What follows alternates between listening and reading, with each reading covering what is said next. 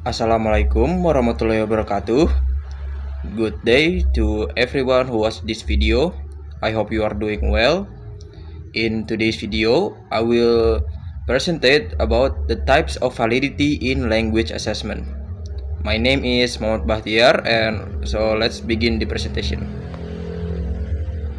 Here are the list of content. And the first one is, what is validity? What is validity? Validity is the most complex yet crucial criterion in effective testing. It describes how suitable, significant, and helpful conclusions derived from assessment findings are for the assessment intended application.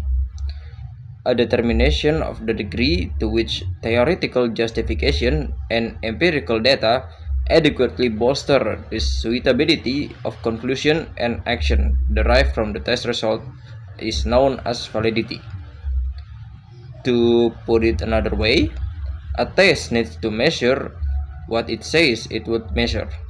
A valid reading ability test, for example, should evaluate a student's real reading ability rather than extraneous characteristics like background knowledge or vision.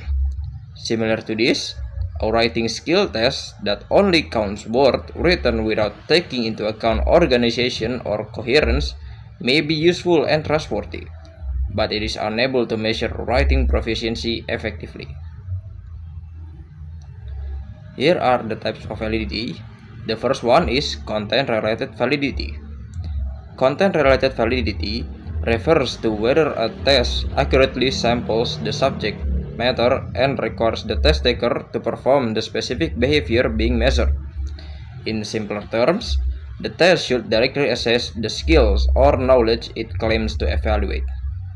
This next one is criterion-related validity. Criterion-related validity refers to how well a test measures the specific goals or criteria it claims to assess. This form of validity can be demonstrated by comparing test results with another independent measure of the same criterion. The next one is construct-related validity. Construct-related validity in the classroom refers to how well a test measures the concept of or construct it's intended to assess. A construct is an abstract idea or skill, such as critical thinking, reading, comprehension, or reasoning. The next is consequential validity. Consequential validity in the classroom refers to the impact or consequences that the use of a test has on students, teachers, and the broader educational environment. It goes beyond just measuring what a test assesses and focuses on the outcomes and effect of the test, whether intended or unintended. Next one is face validity. Face validity refers to how a test appears to students and others involved in testing. It is about whether the test looks like it measures what it claims to measure based on subjective judgment. Although face validity is not empirically measurable, it still affects test takers' performance. In conclusion, understanding various types of validity in language assessment is fundamental for creating tests that are accurate, fair, and meaningful.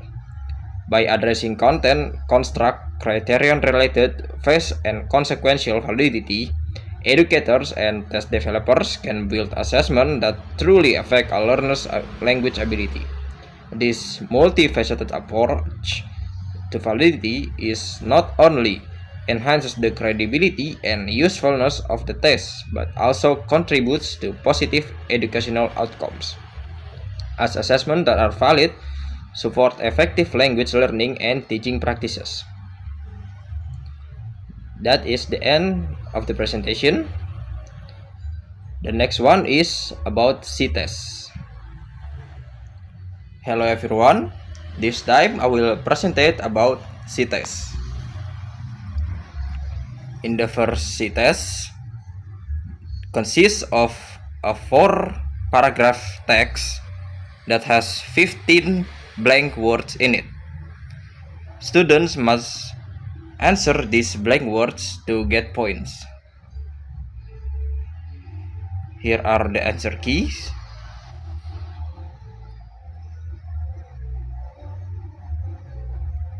And for the second C test, there are also 4 paragraphs in it. Oh, I'm sorry, there are 5 paragraphs in it. And there is also 15 blank words that students must be answered.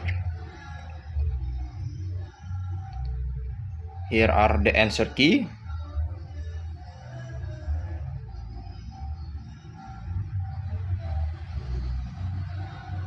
And now for the scoring guide. In C-Test 1 and C-Test 2, for each correctly restored words, student will be given 1 point. And for a partially correct word, student will instead be given half a point. Student will not receive any points if they leave the answer blank. The example of this is if the answer is dairy. If the student write dairy correctly, they get 1 point. If the student wrote dairy but with an I instead of a Y, they get half a point. And if the student leave it blank, they will instead get 0 point. This will encourage students to fill in and answer all the questions, because even if the answer is only partially correct, students will still get points from it. The only way students did not get points is by not filling the question and leaving it blank. Justification.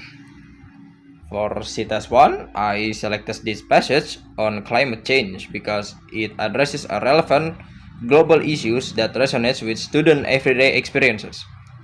Climate change is a topic of universal concern, providing students with meaningful, real-world content that encourages them to think critically about environmental impact.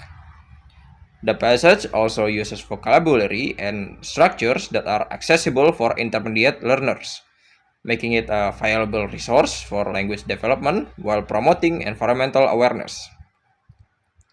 For C-Test 2, I selected this passage on road safety because it covers essential, relatable content while incorporating vocabulary and structures that align with the intermediate language level. Road safety is a universal and practical topic, which encourages students to engage with meaningful content they likely encounter in daily life. And the last is the advantage of C-Test over any other test. The first one is higher reliability and objectivity. Second is increased focus on language competence. The third is reduced context dependency. The fourth is better efficiency. The fifth is enhanced diagnostic value. And last but not least is easier scoring for lecturers. And this is the end of the presentation. Thank you for watching. Wassalamualaikum warahmatullahi wabarakatuh.